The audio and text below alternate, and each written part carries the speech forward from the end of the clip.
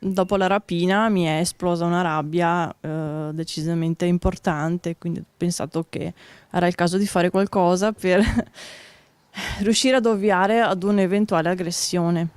Dopo essersi trovata faccia a faccia con i due banditi armati ed aver provato la paura, una paura che tornava ogni volta che faceva un pezzo di strada da sola di sera o quando doveva chiudere la farmacia di Marsango, Barbara ha capito che doveva fare qualcosa. Non poteva darla vinta a quei tre malviventi e così ha deciso di iscriversi ad un corso di autodifesa e di praticare la box.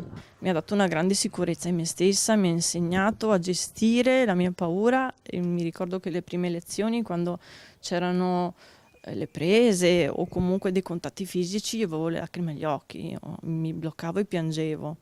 Adesso non succede più. Durante la rapina Barbara reagì con rabbia inveendo contro i banditi che stavano minacciando con la pistola lei e la sua collega. Fortunatamente non è rimasta ferita, ma le ripercussioni sono state per qualche tempo a livello psicologico. Ho avuto un paio di giorni in cui di notte facevo fatica a dormire, ad addormentarmi perché avevo le scene davanti agli occhi.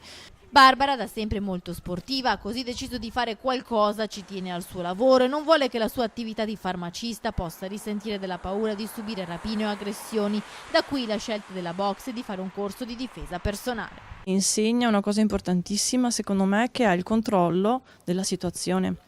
Non farsi prendere dal panico, non bloccarsi, sapere cosa ci si può aspettare dall'aggressore e sapere cosa si può fare in qualsiasi momento. Anche solo riuscire a divincolarsi e scappare è fondamentale, non necessariamente picchiare. Di fronte ad un'altra rapina, lei come si comporterebbe? Vai a saperlo, io sono già quella volta non mi sono comportata proprio bene, se devo dire, perché sono stata presa da una grande rabbia, erano verbalmente aggressivi, erano molto su di giri, io mi sono arrabbiata e ho risposto in maniera anche un po' provocatoria, non è la maniera corretta. Probabilmente riuscire a gestire meglio la mia emotività. Questo non vuol dire che se non dovesse capitarmi l'occasione non proverei a reagire.